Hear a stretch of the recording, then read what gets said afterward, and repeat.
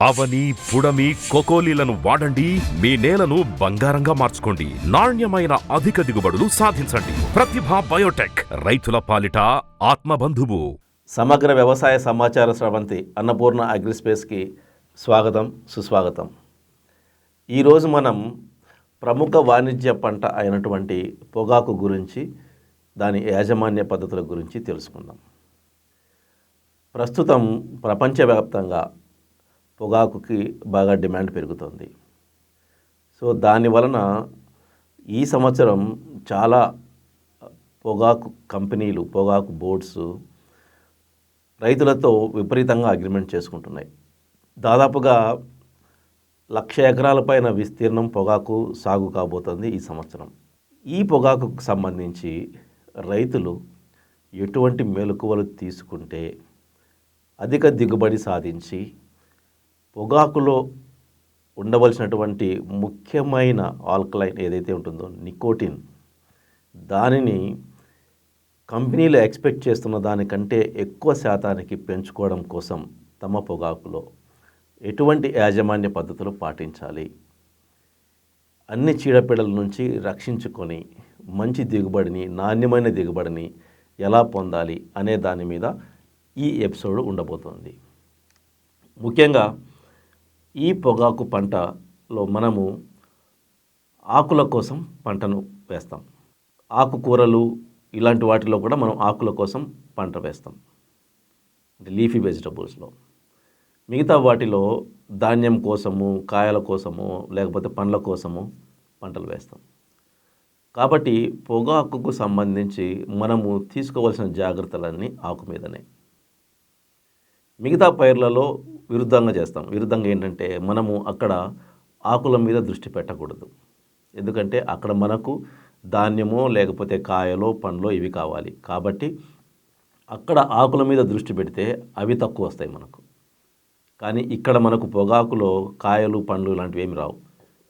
మనకు కావాల్సింది ఆకు, నాణ్యమైన ఆకు. కాబట్టి మన దృష్టి మొత్తము ఆకు మీద పెట్టవలసి ఉంటుంది. అంటే ఆకులు ఎంత ఎక్కువగా రావాలి, ఎంత పెద్దవిగా రావాలి, ఎంత ఆరోగ్యవంతంగా పెరగాలి, అందులో ఉన్నటువంటి నికోటిన్ శాతము ఎంత ఎక్కువగా రావాలంటే ఏం చేయాలి, ఇవి మనం పాటించవలసిన జాగ్రత్తలు. వీటిని దృష్టిలో పెట్టుకొని కాబట్టి మనము వేయవలసిన ఎరువులు కూడా ఇప్పుడు ఈ ఆకులను వీటిని దృష్టిలో పెట్టుకునే మనము ఎరువులు వేయాల్సి ఉంటుంది.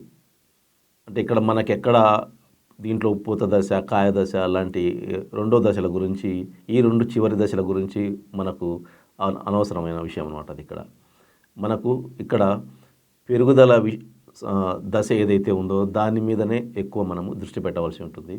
సో దాని మీద దృష్టి పెట్టి మనము ఆకులను ఎక్కువగా ఉత్పత్తి చేసుకోవాల్సి ఉంటుంది ఈ పొగాకు పంటలో. సో దీనికోసం మనం ఏం చేయాలి?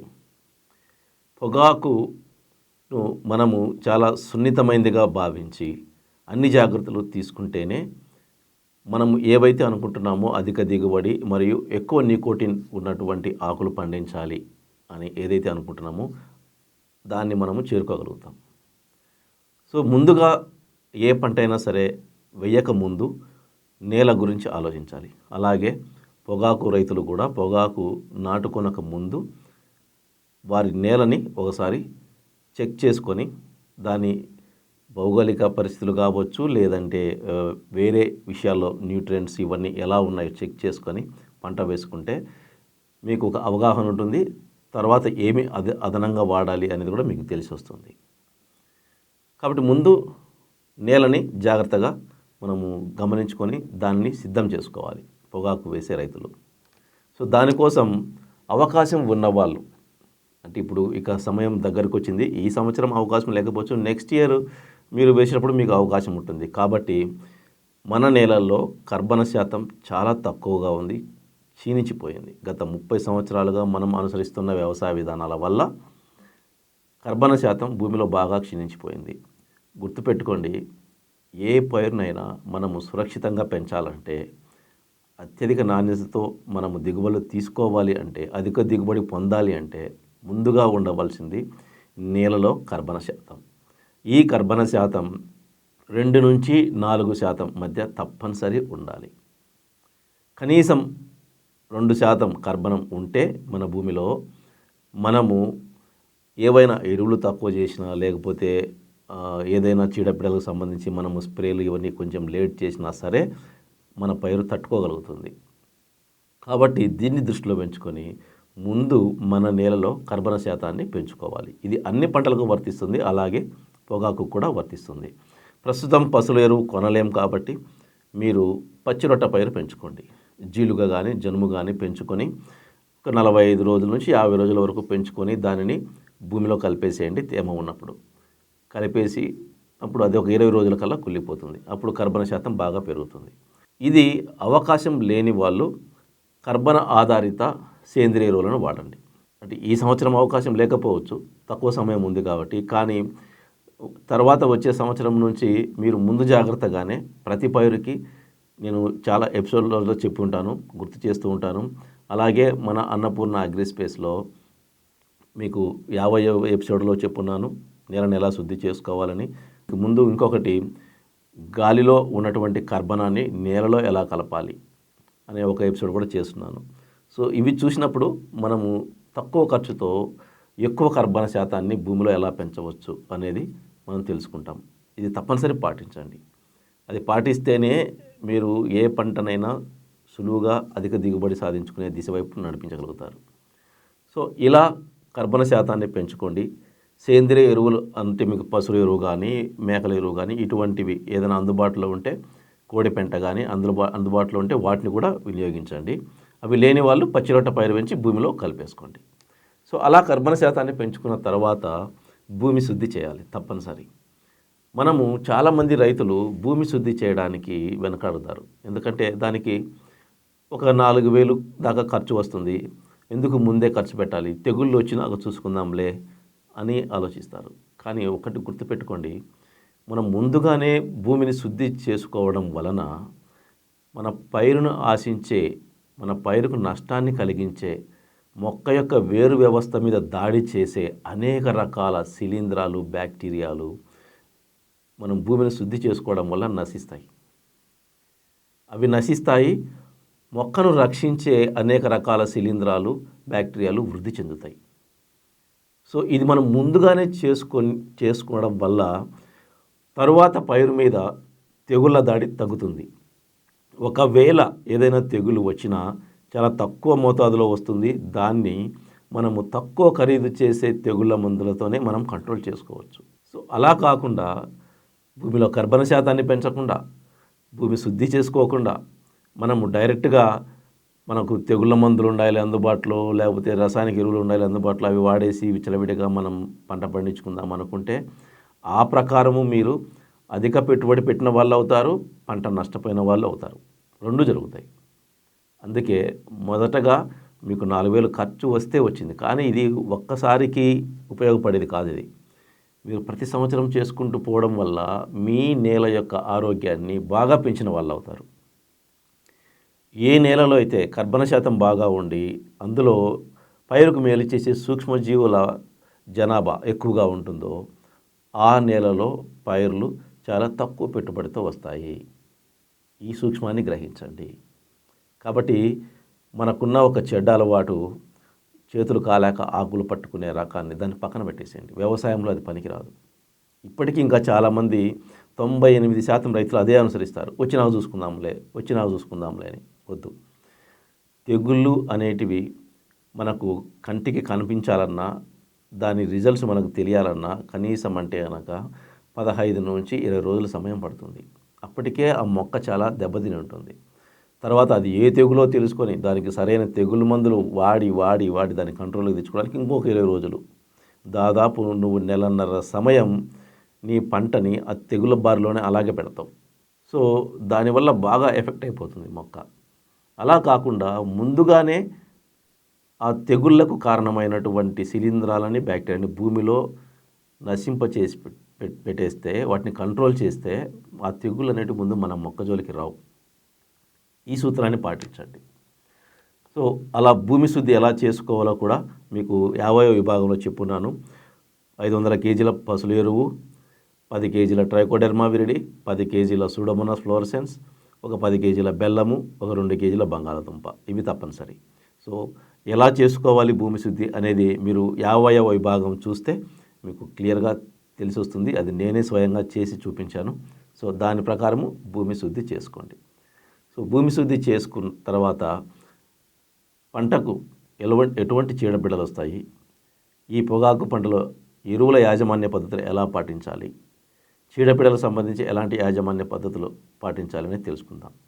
ఒకవేళ ఈ సంవత్సరం ఎవరికైనా పచ్చిరొట్ట పైరు పెంచుకునే అవకాశం లేకపోయినా, లేదంటే భూమి శుద్ధిని చేసుకోవడానికి సమయం లేకపోయినా, నేను చెప్పినవి నాటు కంటే ముందు, అంటే పొగాకు నాటుకోవడానికంటే ముందుగానే భూమిలో వీటిని వేసేయండి. వేయడం వల్ల అసలు ఏమీ చేయకుండా ఉన్నదానికంటే ఇది చేయడం వల్ల కనీసం 50% రిజల్ట్స్ మంచిగా ఉంటాయి. సో అదేంటంటే ముందు మనము భూమిలో సేంద్రియ పద్ధతిలో తయారైనటువంటి కాల్షియం, మెగ్నీషియం, సల్ఫర్, అంటే కెమికల్కి సంబంధించింది కాదు, ఇది సేంద్రియ పద్ధతిలో ఉంటుంది. అది కాల్షియం, మెగ్నీషియం, సల్ఫర్ అంటే సిఎంఎస్ గ్రాన్యూల్స్ అంటారు. మన కంపెనీలో అయితే అన్నపూర్ణ అనే పేరుతో దొరుకుతుంది. అది ఒక 50 కేజీలు తీసుకోండి. అవని 2 లేదా 3 బస్తాలు, ట్రైకోరిచ్ అంటే ట్రైకోడెర్మా విరిడి 5 కేజీలు, ఫ్లిక్ అంటే సూడోమోనాస్ ఒక 5 కేజీలు, వీటిని అవనిలో కలుపుకోండి. తర్వాత అన్నపూర్ణ ఇందాక చెప్పినట్లు 50 కేజీలు, తర్వాత కర్బన ఆధారిత ఎరువైనటువంటి పుడమి ఒక 20 కేజీలు. మనము పొగాకులో కాల్షియం నైట్రేట్ని కొంచెం ముందుగా వాడుకోవడం వల్ల చిగురాకులు రావడం అనేది చాలా ఎక్కువగా జరుగుతూ ఉంటుంది. కాబట్టి మనకు పెరుగుదల బాగా వస్తుందన్నమాట. అంటే చిగురాకులు రావాలి అంటే కాల్షియం తప్పనిసరి ముందు నుంచి ఉండాలి. సో కాల్షియం నైట్రేటు ఒక 15 కేజీలు, ఇవి కలుపుకొని ముందుగా నాటు కంటే ముందు భూమిలో వేసేసేయండి.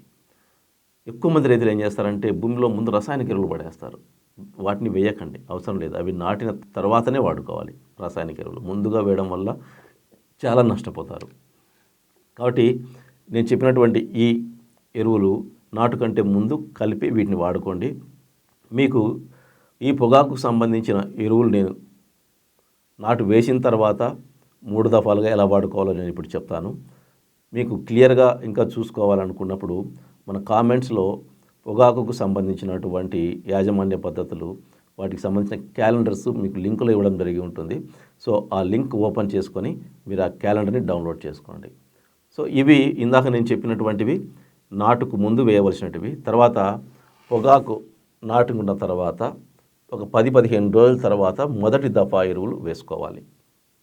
ఈ మొదటి దఫా ఎరువులు ఎలా వేసుకోవాలంటే ప్రతిదీ కూడా మనం ఇలా అన్ని రకాలు ఉండేటట్లు సమతుల్య పద్ధతిలో వేసుకోవాలి. ONBA పద్ధతి అంటేనే సమతుల్య పద్ధతి.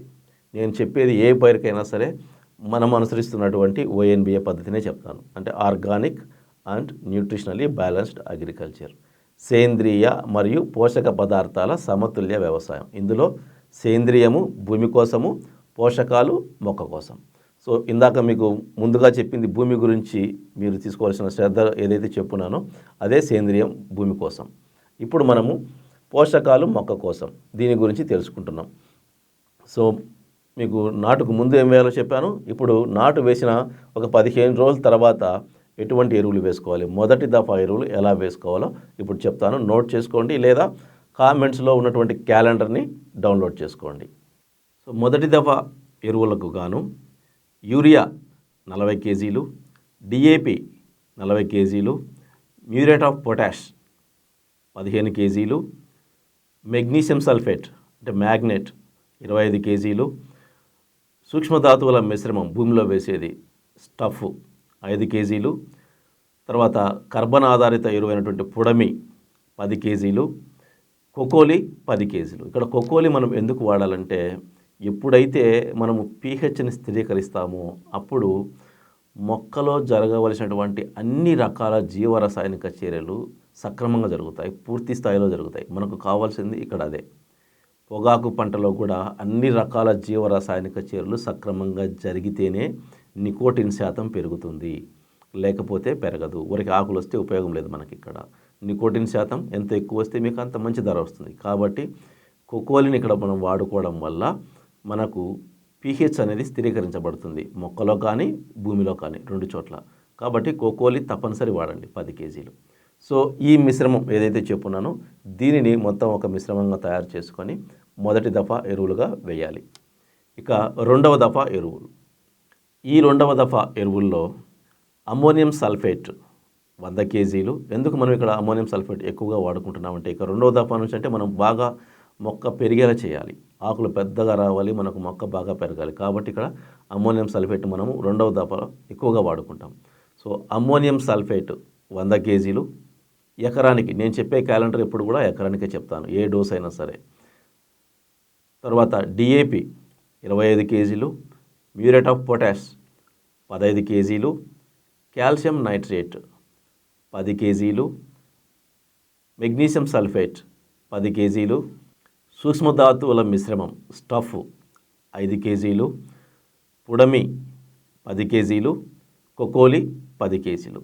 ఈ మిశ్రమాన్ని రెండవ దఫా ఎరువులుగా అంటే మొదటి దఫా ఎరువులు వేసిన తర్వాత ఒక 20 రోజులకి రెండవ దఫా ఎరువులని వేయవలసి ఉంటుందన్నమాట. సో ఈ ఎరువులు కూడా అన్ని సమతుల్యంలో మనం సమతుల్యత పాటించాం కాబట్టి మంచిగా ఆరోగ్యంగా పెరుగుతుంది. అన్ని రకాల పోషక విలువలు అందుబాటులో ఉంటాయి. దానివలన ఏమవుతుందంటే మొక్కలో ప్రతి జీవన రసాయనిక చర్యకు కొన్ని రకాల పోషక పదార్థాలు కావాల్సి ఉంటాయి. చాలా రకాల జీవరసాయనిక చర్యలు జరుగుతూ ఉంటాయి నిరంతరం. సో ఒక్కొక్క జీవరసాయనిక చర్యలో ఒక్కొక్క రకమైనటువంటి పోషక పదార్థాలు పాల్గొంటూ ఉంటాయి ఈ 16 రకాల పోషక పదార్థాల్లో. సో మనము వాటన్నిటినీ అందుబాటులో ఉంచాలి.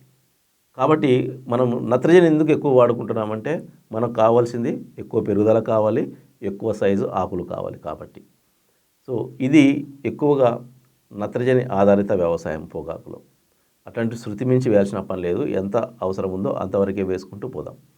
సో ఇవి రెండవ దఫా ఎరువులు, మనం వేయవలసినటువంటి రెండవ దఫా ఎరువులు. ఇది కూడా మీకు కింద క్యాలెండర్లో కామెంట్స్లో లింక్ ఉంటుంది కాబట్టి ఓపెన్ చేసుకున్నప్పుడు అన్ని దశలలో ఎరువులు ఎలా వేయాలనేది పూర్తి క్యాలెండర్ మీకు కింద ఉంటుంది. అంతేకాకుండా పురుగులకు సంబంధించి, తెగుళ్లకు సంబంధించి, వాటి యాజమాన్య పద్ధతులకు సంబంధించిన క్యాలెండర్ కూడా అందులోనే మీకు ఉంటుంది కాబట్టి మీరు అన్నీ చూసుకోవచ్చు అక్కడ. సో తర్వాత మూడవ దఫా ఎరువులు ఎలా వేసుకోవాలి, దీని తర్వాత మళ్ళీ ఒక 20-25 రోజులకి మూడవ దఫా ఎరువుల్ని మనం వేసుకోవాలి. సో ఈ మూడవ దఫా ఎరువులు పొగాకులో ఎలా వేసుకోవాలంటే యూరియా 40 కేజీలు, సల్ఫేట్ ఆఫ్ పొటాష్ 40 కేజీలు, కాల్షియం నైట్రేట్ టాప్సిన్ 25 కేజీలు, కొకోలి 10 కేజీలు. సో ఇవి మూడవ దఫా మనము వేయవలసినటువంటి ఎరువులు. సల్ఫేట్ ఆఫ్ పొటాష్ మొదటి 2 దశల్లో నేను ఎందుకు చెప్పలేదంటే మీకు పెట్టుబడి ఎక్కువైపోతుంది కాబట్టి అక్కడ నేను మ్యూరేట్ ఆఫ్ పొటాష్ వాడుకోమని చెప్పాను మొదటి 2 దఫాలు. మూడవ దఫా సల్ఫేట్ ఆఫ్ పొటాష్ వేయండి. సో ఈ పద్ధతిలో మనము నాటు వేసిన తర్వాత 3 దఫాలుగా ఎరువులని ఇలా మిశ్రమాలుగా తయారు చేసుకొని సమతుల్య పద్ధతిని పాటించినప్పుడు మనకు అత్యధిక దిగుబడి వస్తుంది, ఎక్కువ టన్నేజ్ వస్తుంది పొగాకు. అంతేకాకుండా నికోటిన్ శాతం కూడా ఎక్కువగా ఉంటుంది. సో ఇది పొగాకు పంటకు సంబంధించిన ఎరువుల క్యాలెండర్. ఇక దీని తర్వాత మనకు పొగాకుని ఆశించే చీడపీడల గురించి, వాటి యాజమాన్య పద్ధతుల గురించి కూడా తెలుసుకుందాం. ముఖ్యంగా పొగాకులో ఎక్కువగా పొగాకు లద్దె పురుగు అని, ఆ పురుగు అనేది విస్తృతంగా వస్తుందన్నమాట. సో ఈ పొగాకు లద్దె పురుగు ఒక పొగాకు పంటనే కాకుండా మిగతా పైర్ల మీద కూడా ఎక్కువగా దాడి చేస్తూ ఉంటుంది. ఒకసారి ఇది వచ్చిందంటే విపరీతంగా ఆకులు తినేస్తుంది. కాబట్టి ముఖ్యంగా పొగాకు నాశించే పురుగుల్లో పొగాకు లద్దె పురుగు ఒకటి, తర్వాత పచ్చ పురుగు ఒకటి, గొంగలి పురుగు. సో ఇవి పొగాకును ఆశించే పురుగుల్లో ప్రధానమైనటువంటివి. వీటిని కంట్రోల్ చేయాలంటే మీరు మన కంపెనీలో ఉన్నటువంటి సూపర్ కోమా 250 ml ఎకరానికి, లేదంటే ఆల్ న్యూ స్మాల్ అని ఒకటి ఉంది, అది ఒక 100 ml అయితే సరిపోతుంది, అది 100 ml ఎకరానికి. లేదంటే మీకు జీరో పేరుతో ఒక ఉత్పత్తి ఉంది, అదైతే 250 ml ఎకరానికి. సో వీటిని మార్చి స్ప్రే చేసుకోవడం వల్ల ఈ పొగాకు లద్దె పురుగు, పచ్చ పురుగు లేదా గొంగలి పురుగు ఇవన్నీ మీకు కంట్రోల్లోకి వస్తాయి. సో ఇవి తినే పురుగులు, ఆకులను తినే పురుగులు. తర్వాత రసం పీల్చు పురుగులు. సో మనకు ఆకుల్లో ముఖ్యంగా పొగాకులో ఆ రసం అనేది ఆకులు కోల్పోకూడదు. సో అవి కోల్పోకుండా ఉండాలంటే జాగ్రత్త వహించాల్సింది ఏంటంటే రసం పీల్చు పురుగుల ఉధృతిని మనం ఎక్కడ రాకుండా చూసుకోవాలి. వాటిని ఎప్పటికప్పుడు కంట్రోల్ చేసుకుంటూ ఉండాలి. సో ముఖ్యంగా పచ్చదోమ, తెల్లదోమ, పేనుబంక, తర్వాత తెల్లనల్లి, ఎర్రనల్లి ఇవి ఎక్కువగా పొగాకు పంటను ఆశించే రసం పీల్చు పురుగులు.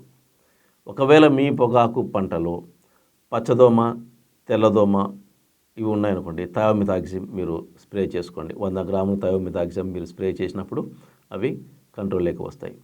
ఉధృతి ఎక్కువగా ఉందనుకోండి, పచ్చదోమ, తెల్లదోమ లేదంటే పేనుబంక ఉధృతి ఎక్కువగా ఉన్నప్పుడు మన కంపెనీకి సంబంధించిన బ్లాక్ బస్టర్ అని ఒక ఉత్పాదన ఉంటుంది. అది 100 గ్రామ్స్ స్ప్రే చేసినప్పుడు ఈ రసం పీల్చు పురుగులు కంట్రోల్లోకి వస్తాయి. ఒకవేళ మీకు తెల్లనల్లి, ఎర్రనల్లి ఇలాంటి నల్లి జాతి లేదా పేనుబంక ఉధృతంగా ఉన్నప్పుడు 123 అనే ఒక ఉత్పాదన ఉంది. అది 250 ml ఎకరానికి స్ప్రే చేయడం వల్ల మీకు ఈ తెల్లనల్లి, ఎర్రనల్లి, పేనుబంక కంట్రోల్లోకి వస్తాయి. ఒకవేళ మీకు అన్ని రకాల రసం పీల్చు పురుగులు ఉధృతంగా ఉన్నాయనుకోండి, బాగా ఉధృతంగా ఉన్నప్పుడు మీరేం చేస్తారంటే 123 250 ml వాడండి.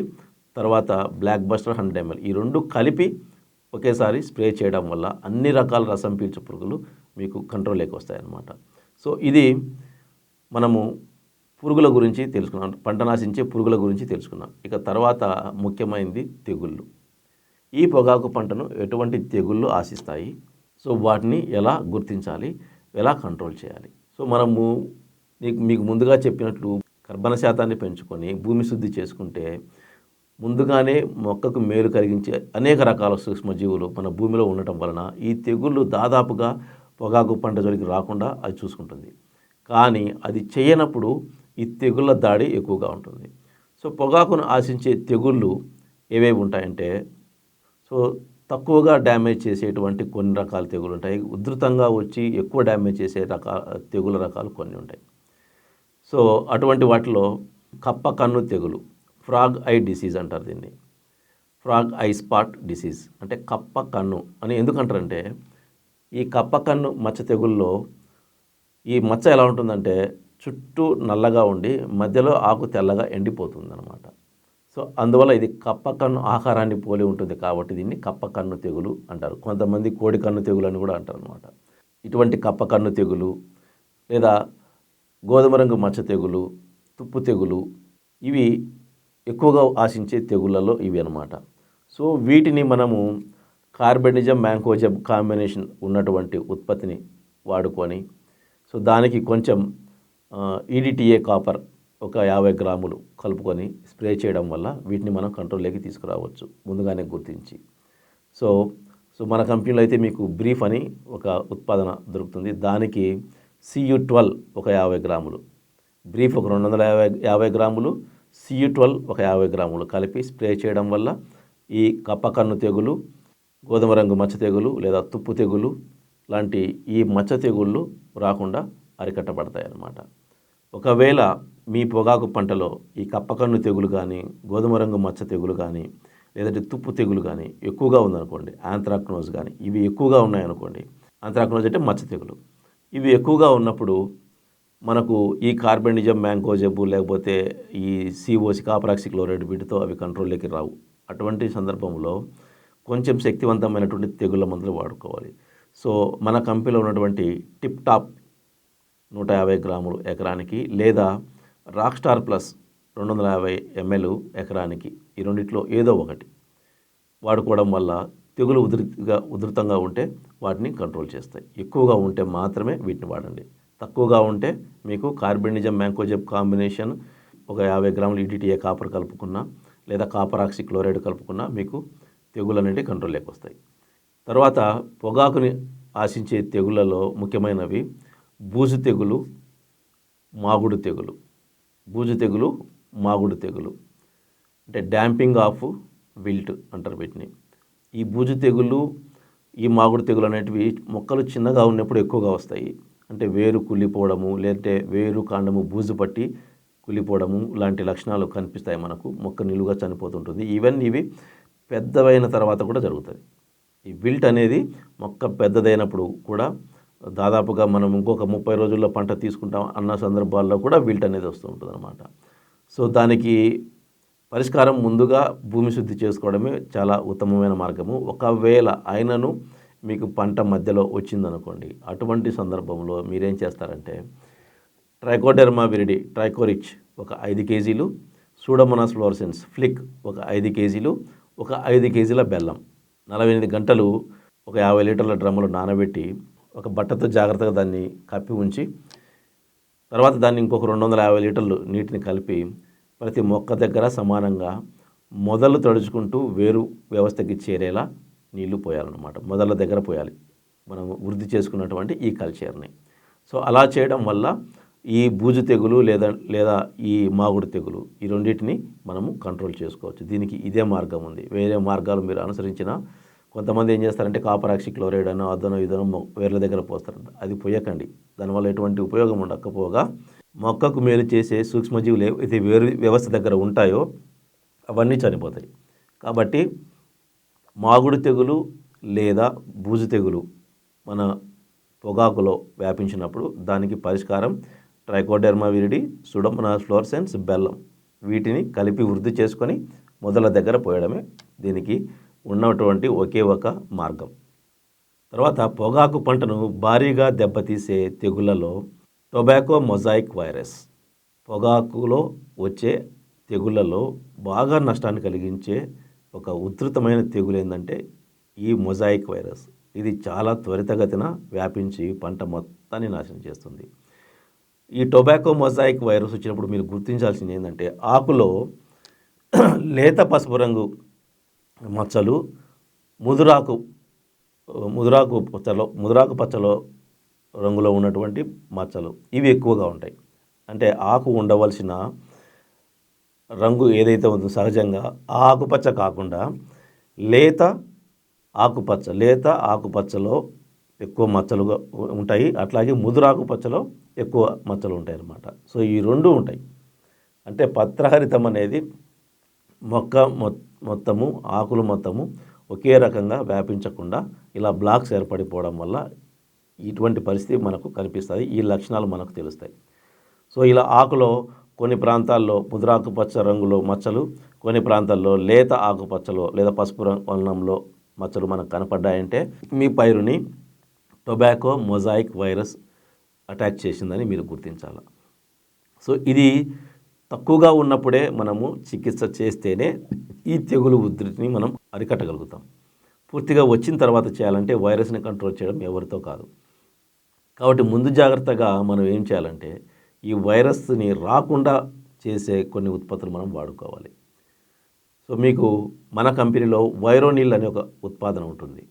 సో దానిని ఒక 250 గ్రాములు తీసుకొని దానిని ఉడకబెట్టుకొని మజ్జిగలో కలిపి ఎలా స్ప్రే చేయాలో మీకు ఆ ప్యాకెట్ మీద కూడా మొత్తం దిశానిర్దేశం చేసి ఉంటుంది.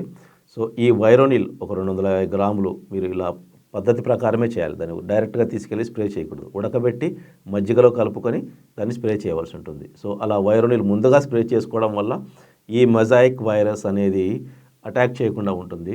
లేదా విర్గో అనే ఒక ఉత్పాదన ఉంది. ఇది ఒక 100 గ్రాములు. దీనికి కాల్షియం నైట్రేట్ 1 కేజీ ఎకరానికి కలిపి, అంటే విర్గో ఒక 100 గ్రాములు, టాప్సిన్ 1 కేజీ ఈ రెండు కలిపి వైరస్ లక్షణాలు కనిపించిన వెంటనే స్ప్రే చేయడం వల్ల ఈ తెగులు ఉధృతిని మనము అరికట్టగలుగుతాము.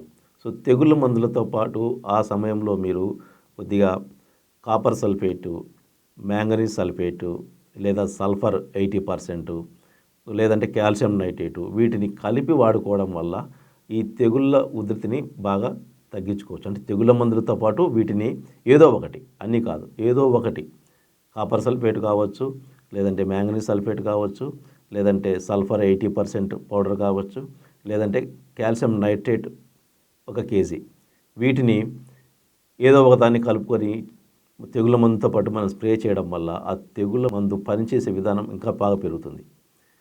అంటే ఇవి సఫకెంట్స్ అన్నమాట. అంటే ఆ తెగులకు కారణమైనటువంటి శిలీంధ్రాలకు ఊపిరాడకుండా చేస్తాయి. వాటి శ్వాస వ్యవస్థ మీద దెబ్బతీసి అవి ఇంకా త్వరితగతిన చనిపోయేటట్లు చేస్తాయి. కాబట్టి వీటిని వాడుకోండి కాంబినేషన్లో. తక్కువ మోతాదులోనే కలిపి వాడుకోవడం వల్ల తెగుళ్ళ మందులతో పాటు సో తెగుళ్ళ ఉధృతి చాలా త్వరగా కంట్రోల్లోకి వస్తుంది. సో ఇది పొగాకులో మనము పాటించవలసినటువంటి చీడపీడలకు సంబంధించినటువంటి యాజమాన్య పద్ధతులు. ఇక ఒకవేళ మీరు నేను ముందుగా చెప్పినటువంటి ONBA క్యాలెండర్ ప్రకారము ఎరువులు వేసినా కూడా మీకు ఎక్కడైనా పోషక లోపాలు కనిపిస్తే, పోషక విలువల లోపాలు మొక్కలో మీకు కనిపిస్తే జెనెక్స్ కానీ లేకపోతే గామా NPKకి సంబంధించిన గామా కానీ పెప్ కానీ జూకా కానీ వీటిని లోపాలను బట్టి మీరు వాటిని ఎన్నుకొని వీటిని స్ప్రే చేయడం వల్ల, పురుగు మందులు తెగుళ్ళ మందులు స్ప్రే చేస్తున్నప్పుడు వీటిని స్ప్రే చేయడం వల్ల ఆ పోషక పదార్థాల లోపాలను కూడా మీరు సవరించుకోవచ్చు.